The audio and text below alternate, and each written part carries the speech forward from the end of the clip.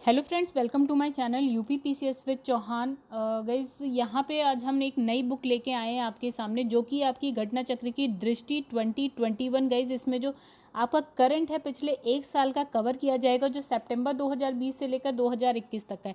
तो गाइस, इसमें हम क्या करेंगे, ये हमारा 12 दिन का है पूरा कंप्लीट। हम इसको 12 दिन में करेंगे, मे बी 11 दिन में हम इसको कंप्लीट करने की पूरी तरह से कोशिश करें। तो गाइस, इसमें कुछ कुल जो है 180 के आसपास पेजेस हमें करवाने हैं, बाकी पेजेस हैं बेकार हैं, बट 180 पेजेस हमें करवाने हैं। अगर हम एक दिन में 15 पेजेस को भी लेके चले तो भी हमारा जो है 11 से 12 दिन में ये कंप्लीट हो जाएगा। तो दोस्तों, एक दिन में 2 वीडियो आएंगी, 35 मिनट्स की आएंगी, ठीक है। तो ये ना कोई कहे कि यार 35 मिनट की वीडियो छोटी है, इससे बड़ी, तो एक दिन में 2 आ जाएंगी गाइस। 35 मिनट की अप्रॉक्स, मतलब टोटल मिला के हो जाएगी 70 मिनट की वीडियो होगी गाइस। चलिए एक बार अब हम क्या करते हैं, आगे बढ़ते हैं दोस्तों। यहाँ पे आप लोग समझ गए होंगे 12 दिन का प्रोग्राम है, आज है डे 1, ठीक है। अब हम इसको स्टार्ट करेंगे। जो पहला हम पार्ट करेंगे वो है आपका राष्ट्रीय परिदृश्य पार्ट 1, ठीक है। तो फ्रेंड्स, सबसे पहले हम देख लेते हैं इसमें जो भी हमारे कौन कौन से टॉपिक आते हैं। तो गाइस, इसे हम पूरा रीड नहीं करेंगे, इसे आप अपने हिसाब से एक बार देख लीजिए। ये हो गए आपके राष्ट्रीय परिदृश्य, फिर हो गए आपके विधिक परिदृश्य, फिर आपके हैं अंतर्राष्ट्रीय परिदृश्य, फिर आर्थिक, वैज्ञानिक और उत्तर प्रदेश विशेष, फिर आपका है संक्षिप्तियाँ और खेल परिदृश्य। तो गाइस, अगर आपको वीडियो पसंद आएगी तो प्लीज़ वीडियो को लाइक करिएगा, और गाइस अगर वीडियो पसंद आए तो चैनल को सब्सक्राइब करिएगा, ठीक है। तो हम 35 मिनट की हम 2 वीडियोस लाएंगे, यानी कि एक दिन में 70 मिनट की वीडियो होगी, एक दिन में 15 पेजेस जो है हमारे कंप्लीट होंगे, ठीक है। और हमें टोटल कितने करने हैं, 180। तो 11 से 12 दिन में हमारी जो है पूरी की पूरी बुक हो जाएगी कंप्लीट। हो सकता है इससे पहले भी हो जाए, ऐसा नहीं है कि 11-12 दिन में ही। मेरी कोशिश रहेगी जल्दी से जल्दी इस बुक को कंप्लीट कराना। चलिए दोस्तों, फिर हम स्टार्ट करते हैं यहाँ पे अपना। तो दोस्तों, यहाँ से हम स्टार्ट करते हैं राष्ट्रीय परिदृश्य। देखिए इसमें क्या लिखा है, देश की राजनीतिक, सामाजिक, धार्मिक, शैक्षणिक घटनाओं, विभिन्न मंत्रालयों की घटनाओं पर नजर डालेंगे। चलिए, यहाँ पे जो सबसे पहला है वो लिखा है आपका राज्य खाद्य सुरक्षा सूचकांक 2020-21। तो गैस, ये जो है इसमें लिखा है भारतीय खाद्य सुरक्षा और मानक प्राधिकरण द्वारा राज्य खाद्य सुरक्षा सूचकांक को जारी किया जाता है। और इस सूचकांक की पहली बार, मतलब इस सूचकांक को पहली बार 2019 में विश्व खाद्य सुरक्षा दिवस यानी कि 7 जून के अवसर पर क्या है, जारी किया गया था दोस्तों। फिर इसमें लिखा है कि 2020-21 का सूचकांक अपने क्रम में तीसरा है। इस सूचकांक को खाद्य सुरक्षा के मानकों के आधार पर राज्य के प्रदर्शन का मूल्यांकन किया गया है। तो इसमें क्या क्या शामिल है, इसमें मानव संसाधन और संस्थागत आंकड़े, अनुपालन, प्रशिक्षण और क्षमता निर्माण, खाद्य प्रशिक्षण, आधारभूत संरचना और निगरानी और उपभोक्ता सशक्तिकरण। तो गाइस, इसमें कुछ तथ्य हैं, उसको देख लेते हैं। तो लिखा है 20 सितंबर 2021 को राज्य खाद्य सुरक्षा सूचकांक 2020-21 को जारी किया गया। तो इसमें क्या है, 36 राज्य और केंद्र शासित जो क्षेत्र हैं उनको शामिल किया गया है। अब हम बात करते हैं कि जो 100 अंकों में कुल प्राप्तांकों के आधार पर जो शीर्ष के 3 बड़े राज्य हैं उसकी बात करते हैं। तो सबसे पहले आपका गुजरात 72 अंक के संग, केरल है 70 और तमिलनाडु 64 अंक के संग। अब छोटे राज्यों की बात करते हैं। तो गाइस, शीर्ष के 3 हम देखें तो गोवा आपका 63 अंक के संग, मेघालय 53 और मणिपुर आपका 46 अंकों के साथ है। फिर संघ शासित क्षेत्रों को देखते हैं, यानी यूनियन टेरिटरीज को। तो फर्स्ट नंबर पे आ गया जम्मू कश्मीर 67 अंक के संग। फिर सेकंड नंबर पे आता है Andaman Nicobar and third number पे आता है दिल्ली 58 अंकों के संग।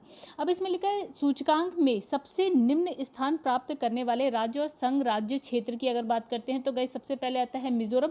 छोटे राज्यों में हम 8वें स्थान पर लेते हैं, और बिहार को बड़े राज्यों में 20वें स्थान पे लेते हैं। और आपका लक्षद्वीप में संघ राज्य क्षेत्रों में हम इसको लेते हैं 8वें स्थान पर, ठीक है दोस्तों। आगे बढ़ते हैं। अब यहाँ पे लिखा है कि यह सूचकांक बड़े राज्यों में उत्तर प्रदेश को, देखिए इसको कितने अंक मिले, 59, और ये कौन से स्थान पे आता है, 5वें स्थान पे। चलिए अब हम आगे बढ़ते हैं। नेक्स्ट हमारा है रेल कौशल विकास योजना। तो गाइस, ये जो योजना है वो भारत के बेरोजगार युवाओं को रोजगार, क्षमता, उद्यमिता बढ़ाने के उद्देश्य से विभिन्न व्यवसायों में तकनीकी प्रशिक्षण प्रदान करने के लिए कौशल विकास कार्यक्रम है, ठीक है।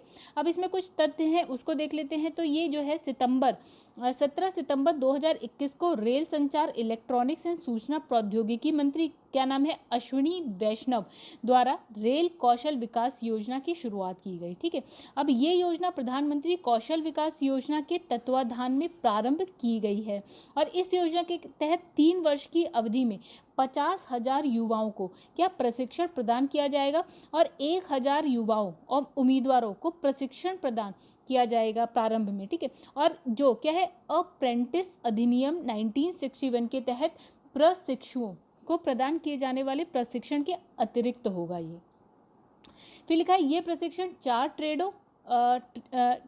ट्रेडों यथा कौन कौन से है आपका है? एक तो है इलेक्ट्रीशियंस, एक हो गया वेल्डर, मशीनिस्ट और आपका एक हो गया फिल्टर में प्रदान किया जाएगा।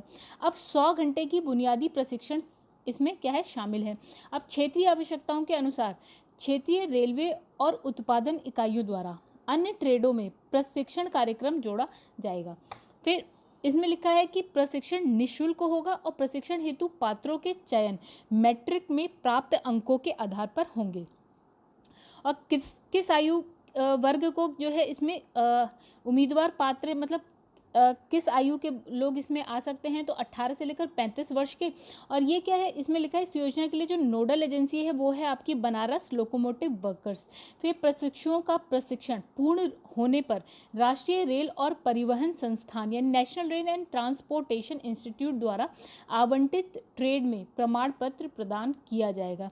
और लिखा है उपयुक्त ट्रेडों के प्रशिक्षण प्रदान करने के उद्देश्य से देश भर में 75 रेलवे प्रशिक्षण संस्थाओं को चिन्हित किया गया है। तो गाइस नेक्स्ट है हमारा भारत में अपराध 2020। ठीक है, तो राष्ट्रीय अपराध record bureau, national crime record bureau द्वारा भारत में अपराध रिपोर्ट का प्रथम जो संस्करण है 1953 में प्रस्तुत किया गया था और इस क्रम में नवीनतम भारत में अपराध रिपोर्ट जारी की गई है। तो गाइस यहाँ पे कुछ स्मरणीय तथ्य हैं, उसकी हम बात कर लेते हैं। तो लिखा है 14 सितंबर 2021 में क्या लिखा है, NCRB ने भारत में अपराध 2020 शीर्षक से रिपोर्ट को जारी किया और इस श्रृंखला का 68वां संस्करण है और ये रिपोर्ट कैलेंडर वर्ष 1 जनवरी से 31 दिसंबर 2020 के दौरान हुए अपराध को संदर्भित करता है। ठीक है, तो इस रिपोर्ट के अनुसार भारत में वर्ष 2020 में कुल इसमें लिखा है 66,01,285 संज्ञान अपराध पंजीकृत किए गए, जिसमें से 42 लाख के आसपास जो है IPC के अंतर्गत और 23.4 लाख के अंतर्गत मतलब 23.4 लाख विशेष स्थानीय कानूनों के तहत अपराध दर्ज किए गए हैं। ठीक है, इस प्रकार अपराधों के पंजीकरण में वर्ष 2019 की तुलना में 2020 में जो है 28% की क्या हुई है, वृद्धि। अब लिखा है कि जो 2020 में कुल 50,000 मामले जो हैं साइबर अपराध के दर्ज किए गए हैं, जो कि दर्शाते हैं कि 2019 की तुलना में 2020 में 11.8% अधिक मामले पंजीकृत किए गए हैं इस साल 2020 का जो था उसमें।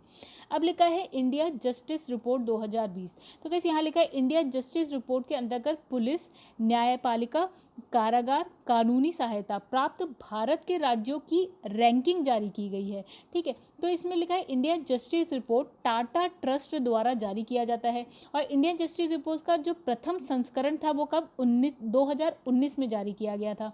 तो 2021 वाला कौन सा है आपका, द्वितीय इंडिया जस्टिस रिपोर्ट जो है आपका मतलब इसमें लिखा है इतने को 2021 को मतलब 28 जनवरी 2021 को जो है सेकंड वाला जो सेकंड इंडिया जस्टिस रिपोर्ट जो है 2020 जारी की गई है, मतलब अभी दूसरा आया है। ठीक है, फिर इंडिया जस्टिस रिपोर्ट 2020 के अंतर्गत 18 बड़े और मध्यम आकार के राज्य 1 करोड़ से अधिक जनसंख्या वाले जो है में प्रथम स्थान किसका है, महाराष्ट्र का है और यहाँ आप इसका स्कोर देख सकते हैं दोस्तों। फिर आप देखिए 18 बड़े और मध्यम आकार के राज्यों में उत्तर प्रदेश का स्थान कौन सा है गाइस, 18वां है और इसका स्कोर आप देख सकते हैं 3.15। और यहीं पे अगर बात करें 7 छोटे राज्यों में प्रथम स्थान किसका है गाइस, त्रिपुरा का है, यहाँ आप स्कोर देख सकते हैं 4.57। और जो ये 7 छोटे राज्य हैं गाइस उसकी जो जनसंख्या है वो 1 करोड़ से कम है। चलिए आगे बढ़ते हैं। अब लिखा है स्वच्छ सर्वेक्षण ग्रामीण 2021। तो इसमें लिखा है सार्वभौम स्वच्छता कवरेज प्राप्त करने के उद्देश्य से प्रधानमंत्री नरेंद्र मोदी ने 2014 को स्वच्छ भारत मिशन क्या किया था, लॉन्च। और इस मिशन के दो क्या है, उप मिशन है। एक हो गया आपका स्वच्छ भारत मिशन ग्रामीण और एक है आपका स्वच्छ भारत मिशन शहरी। तो स्वच्छ भारत मिशन ग्रामीण जल शक्ति मंत्रालय द्वारा और जो स्वच्छ भारत मिशन शहरी है वो आवास एवं शहरी कार्य मंत्रालय द्वारा प्रकाशित है। और इस मिशन के तहत ग्रामीण भारत में 100 मिलियन जो है शौचालय के निर्माण के माध्यम से 2 अक्टूबर 2019 तक देश में सभी गांव, ग्राम पंचायतों, जिलों, राज्यों और केंद्र शासित प्रदेशों ने अपने को खुले में शौच मुक्त यानी कि ODF घोषित कर दिया था। खुले में शौच मुक्त स्थिति को बनाए रखने के उद्देश्य से स्वच्छ भारत मिशन ग्रामीण द्वितीय चरण यानी कि फेज 2 अर्थात ODF+ में प्रवेश कर चुका है। तो इसमें भी कुछ तथ्य हैं, देखते हैं क्या है गाइस। इसमें लिखा है कि 9 सितंबर 2021 को स्वच्छ भारत मिशन ग्रामीण चरण 2 के अंतर्गत स्वच्छ सर्वेक्षण ग्रामीण 2021 जो है लॉन्च किया गया। फिर लिखा है देश में ODF+ गतिविधियों में तेजी लाने के उद्देश्य से सर्वेक्षण को पेयजल और स्वच्छता विभाग द्वारा संचालित किया जाएगा। उल्लेखनीय है कि इससे पहले स्वच्छ सर्वेक्षण ग्रामीण को वर्ष 2018 और 19 में संचालित किया गया था। अब स्वच्छ सर्वेक्षण ग्रामीण 2021 के अंतर्गत देश भर के 698 जिलों में 17,475 गांवों को आच्छादित किया गया है। फिर SSG 2021 ODF स्थायित्व और गांव में ODF+ के कार्यान्वयन के मूल्यांकन पर ध्यान केंद्रित करेगा। देन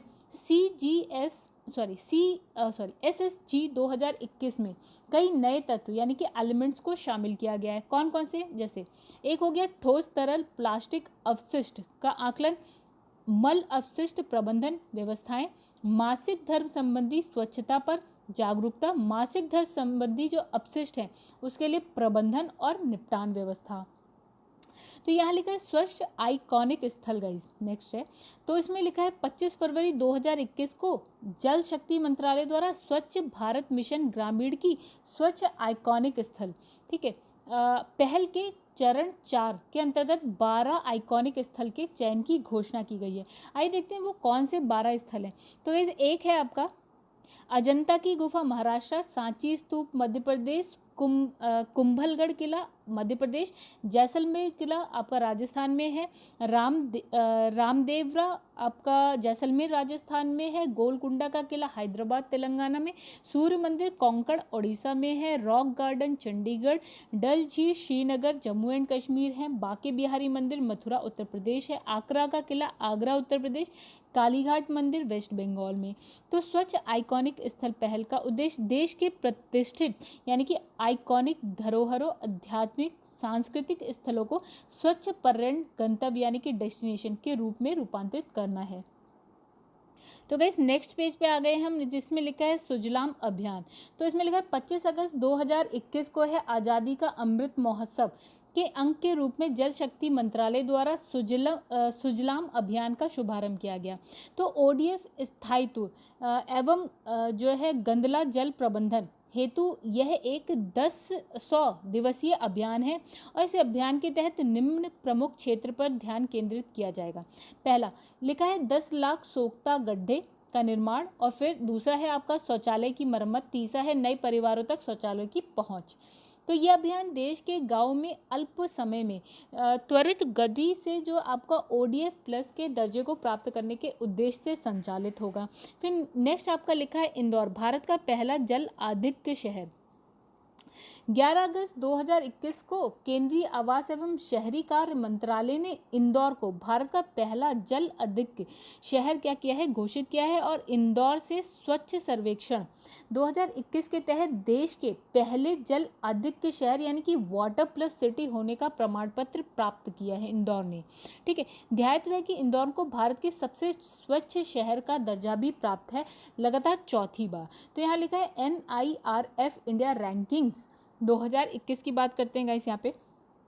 केंद्रीय शिक्षा मंत्रालय के अंतर्गत नेशनल इंस्टीट्यूट रैंकिंग फ्रेमवर्क की जो शुरुआत है वो आपकी 29 सितंबर 2015 को की गई थी। तो गाइस इसमें क्या है, देश भर के उच्च शिक्षा संस्थानों को रैंकिंग प्रदान करने के लिए एक कार्य प्रणाली की रूपरेखा तैयार करता है। ध्यान रखिए कि इंडियन रैंकिंग जो है का जो प्रथम संस्करण है कब आया था, 2016 में आया था। चलिए इसमें कुछ पॉइंट्स देखते हैं गाइस।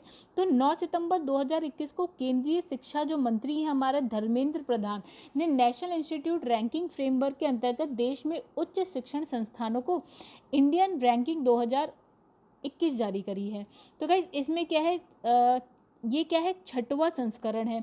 और इसमें क्या है, ओवरऑल श्रेणी के साथ साथ विश्वविद्यालय, समग्र श्रेणी के साथ साथ विश्वविद्यालय, कॉलेज, अनुसंधान संस्थाओं की श्रेणी में रैंकिंग जारी की गई है।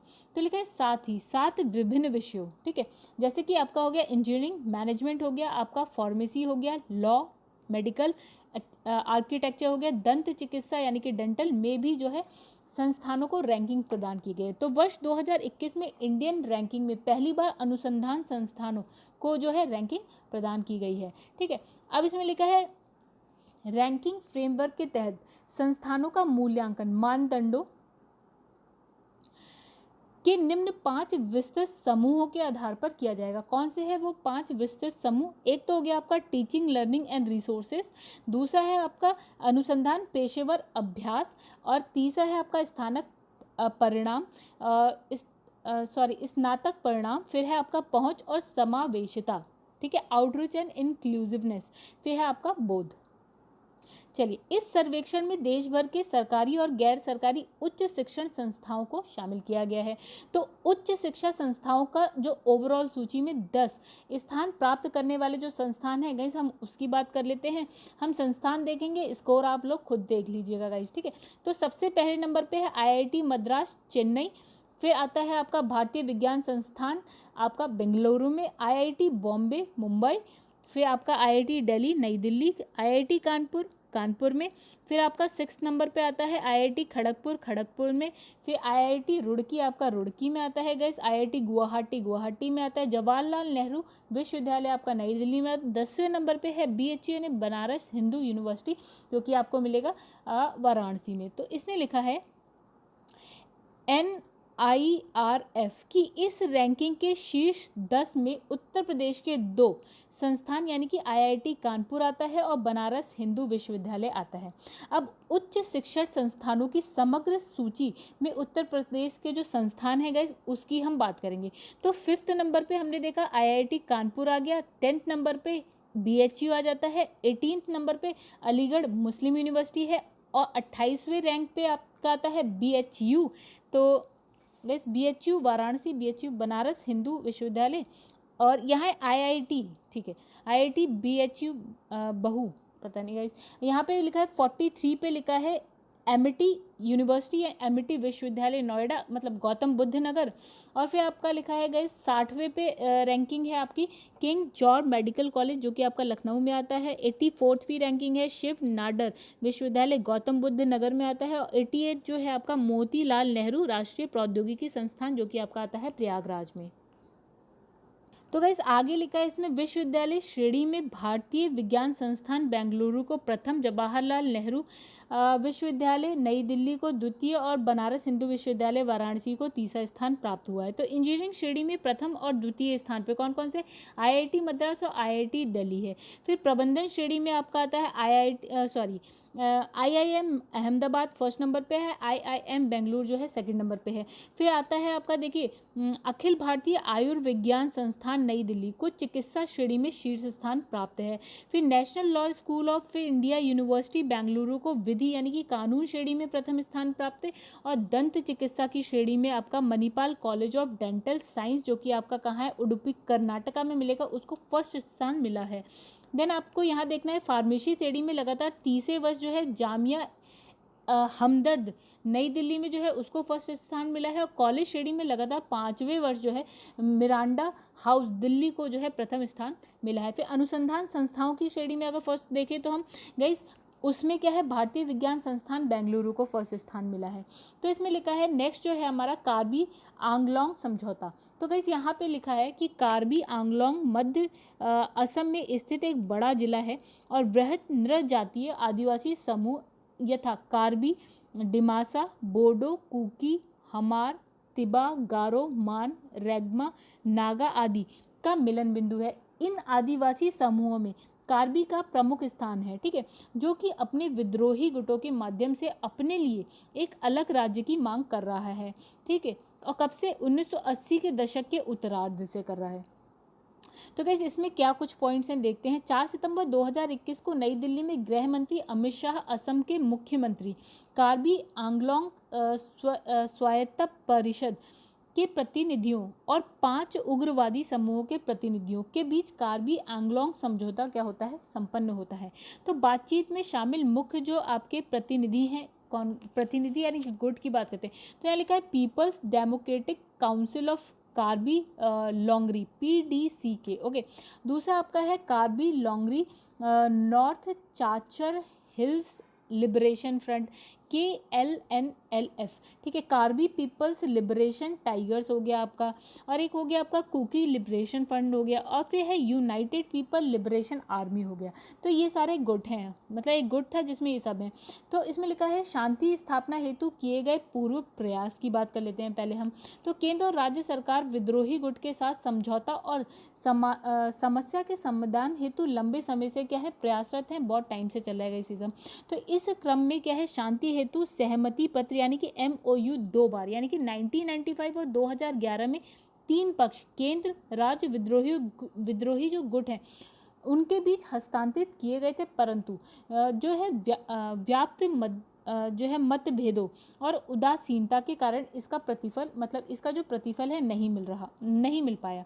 पुनः भारत सरकार ने 23 फरवरी 2021 को कार्बी के 5 प्रमुख उग्रवादी समूहों को हथियार डालने और वार्ता करने के लिए राजी कर लिया। तो समझौते के प्रमुख बिंदु की बात करते हैं तो दोस्तों यहाँ लिखा है इस समझौते के तहत 5 प्रमुख उग्रवादी समूहों के 1000 से ज़्यादा सशस्त्र उग्रवादियों ने हथियार डाल दिए और हिंसा त्याग कर जो है समाज की मुख्य धारा में शामिल हो गए।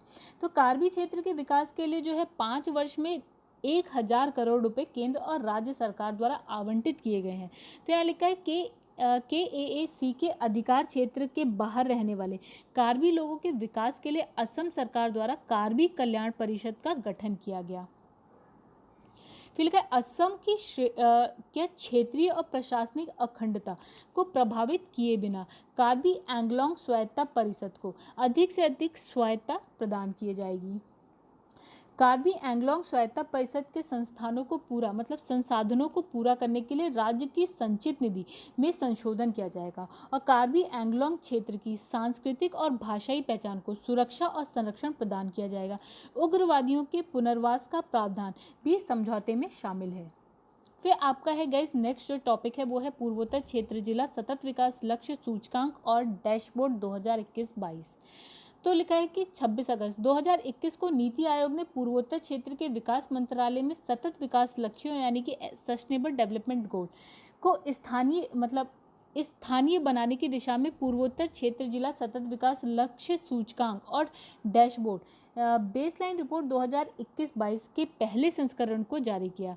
तो गाइस इसमें लिखा है NERD SDGI और डैशबोर्ड संयुक्त राष्ट्र विकास कार्यक्रम यानी कि United nation development programme NITI Aayog और पूर्वोत्तर क्षेत्र विकास मंत्रालय द्वारा एक अपनी तरह का पहला संयुक्त प्रयास है और ये सूचकांक नीति आयोग के SDG इंडिया इंडेक्स पर आधारित है और इसमें लिखा है SDG प्राप्त करने की दिशा में क्या है क्षेत्र और उसके जिलों की सामाजिक आर्थिक पर्यावरणीय स्थिति पर अंतर्दृष्टि प्रदान करना है या करता है सॉरी। तो इसमें दोस्तों कुछ स्मरणीय तथ्यों की बात कर लेते हैं। तो इसमें लिखा है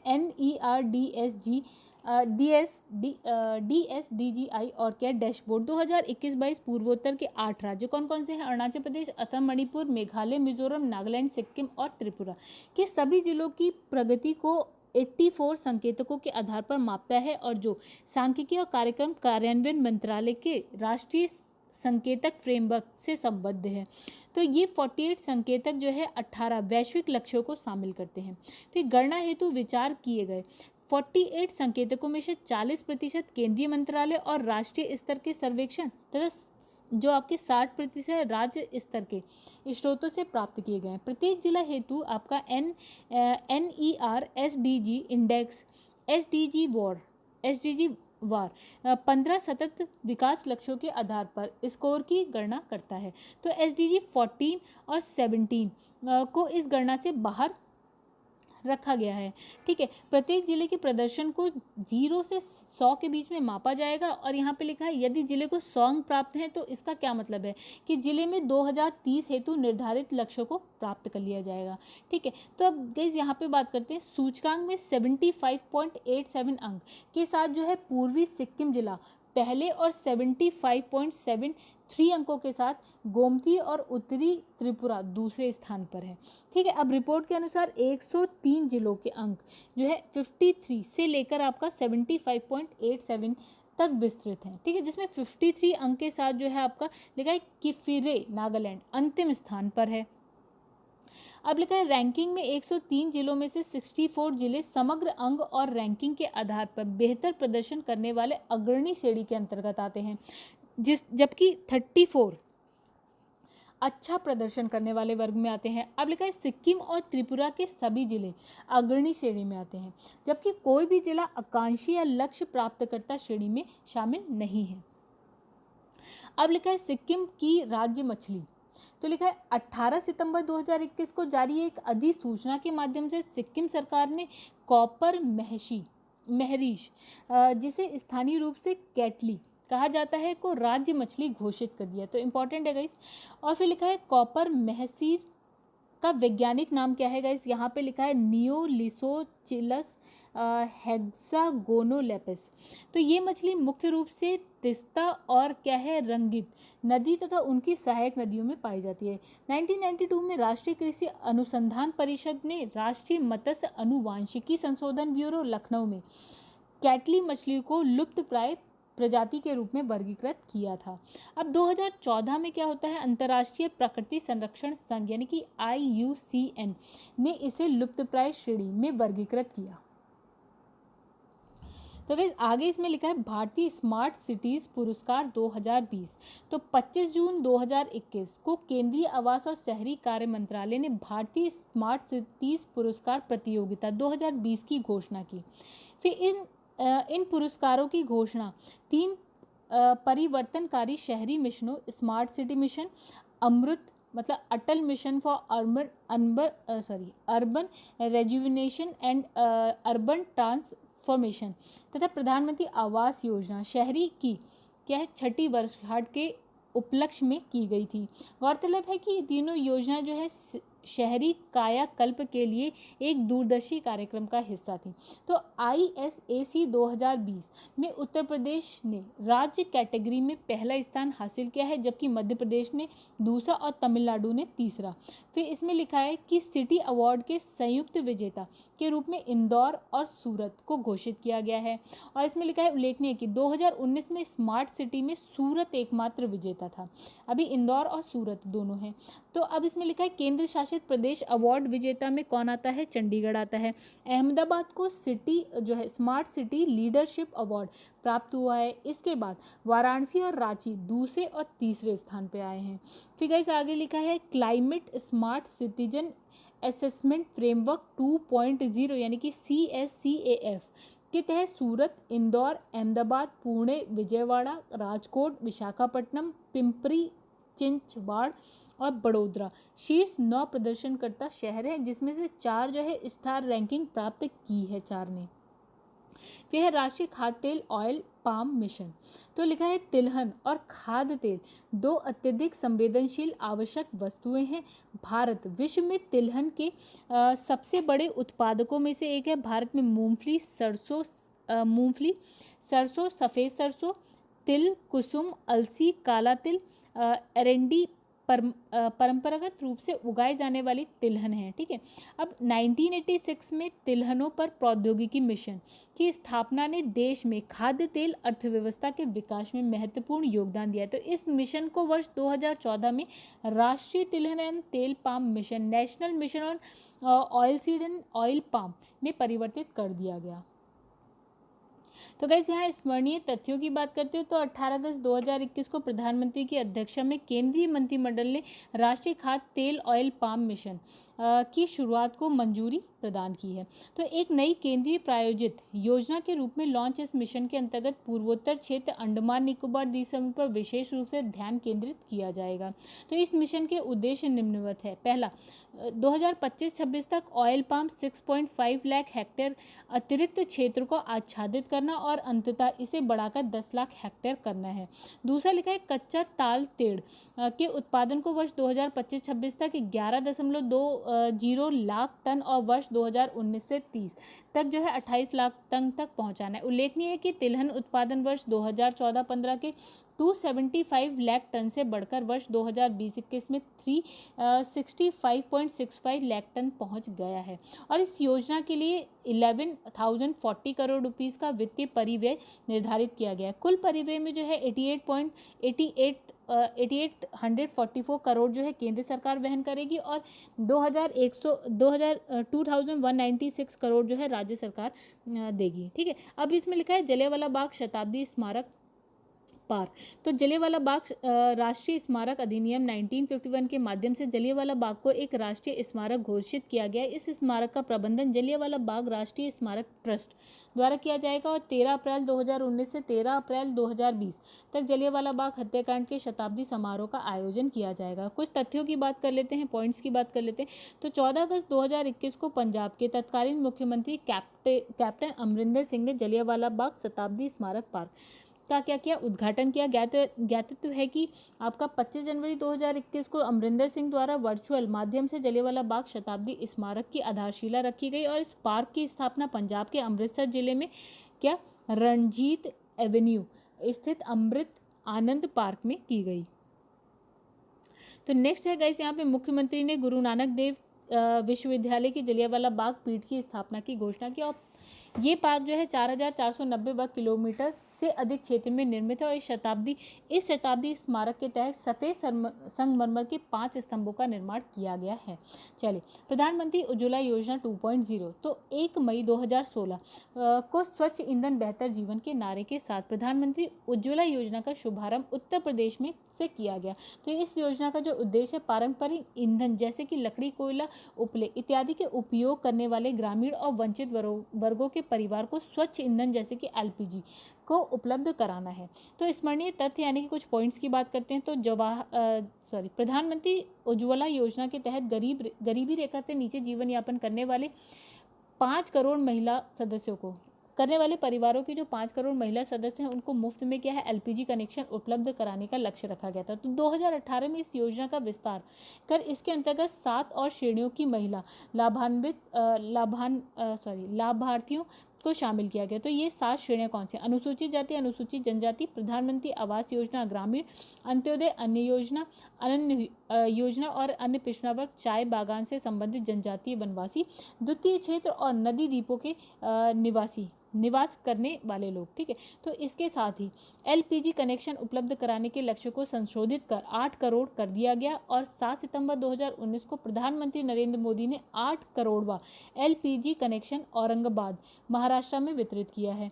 फिर इसमें लिखा है कि 10 अगस्त 2021 को प्रधानमंत्री नरेंद्र मोदी ने प्रधानमंत्री उज्ज्वला योजना 2.0 का शुभारंभ किया। तो उज्ज्वला 2.0 का शुभारंभ उत्तर प्रदेश के महोबा जिले से आभासी माध्यम से किया गया, यानी वर्चुअल मीडियम से। तो लिखा है वित्त वर्ष 2021-22 के केंद्रीय बजट में PMUY योजना के तहत 1 करोड़ अतिरिक्त LPG कनेक्शन के वितरण की घोषणा की गई है।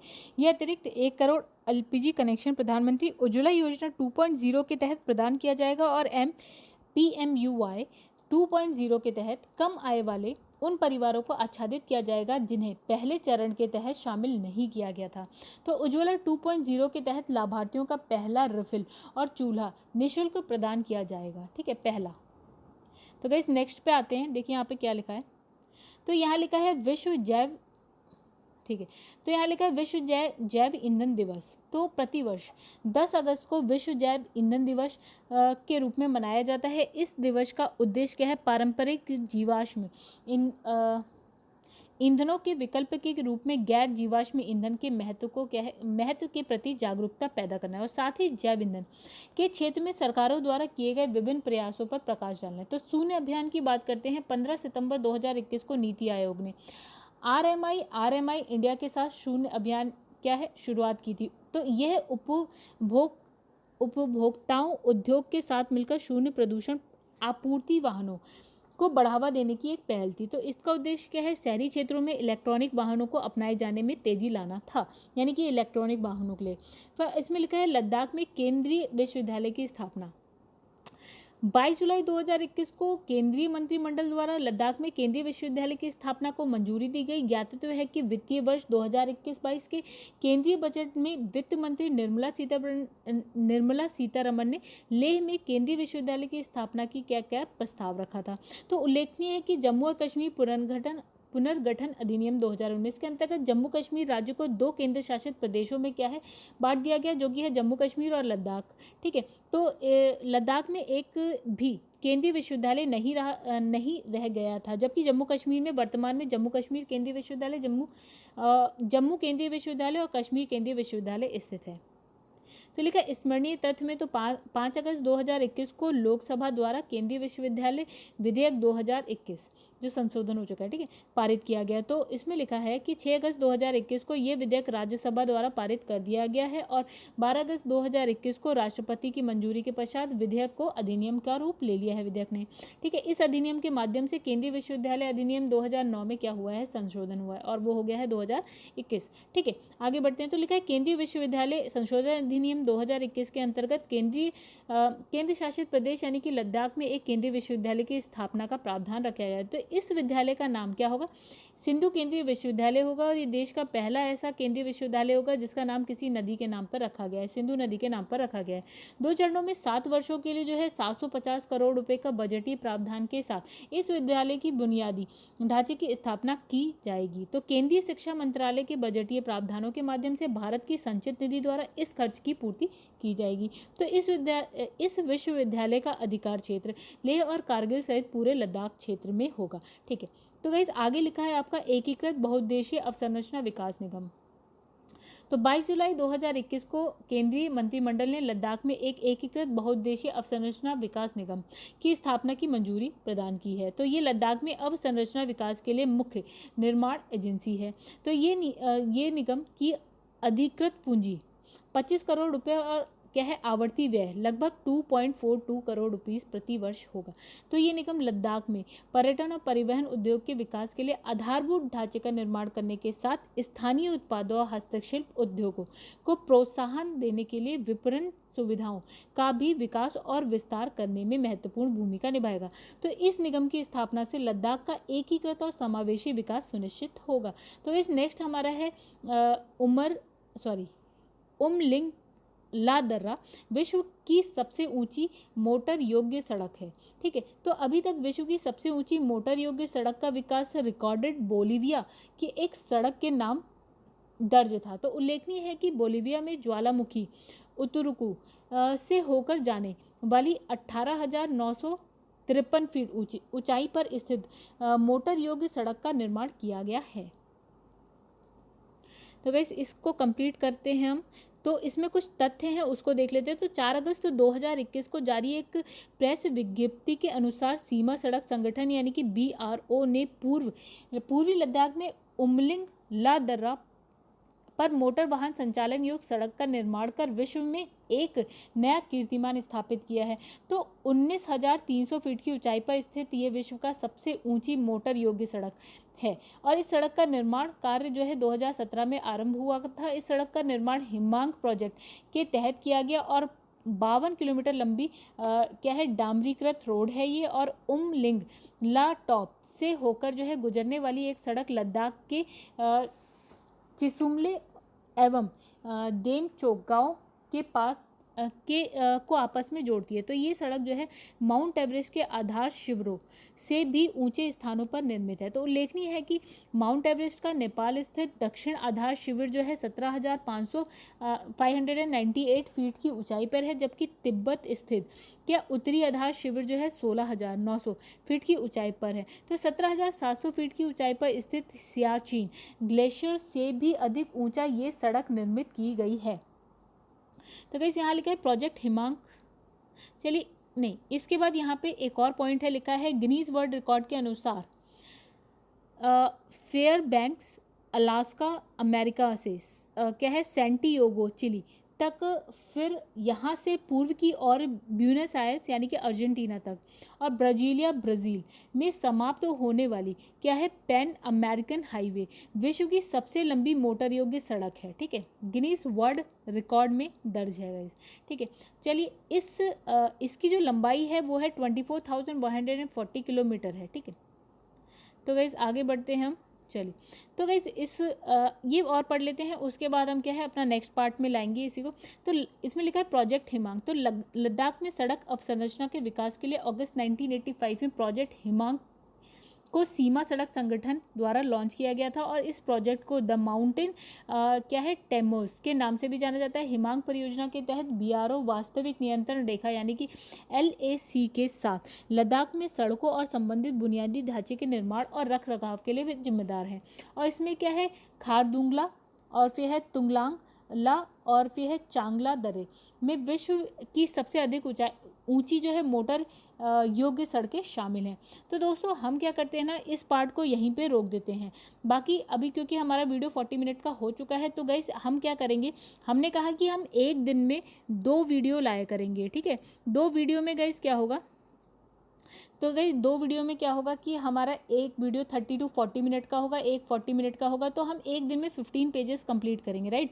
तो एक दिन में जब हम 15 पेजेस कंप्लीट करेंगे तो गाइस 10 से 11 या 12 दिन में हम ये पूरी की पूरी बुक को कर लेंगे कंप्लीट। तो इस चीज़ की आप चिंता मत करिएगा कि बुक इतने में कंप्लीट होगी, इससे कम में कंप्लीट होगी, इससे ज़्यादा में, मतलब ज़्यादा तो नहीं जाएगा गाइस। हम 10, 11 और 12 का टारगेट लेके चल रहे हैं, इतने दिन में ये बुक हो जाएगी कंप्लीट।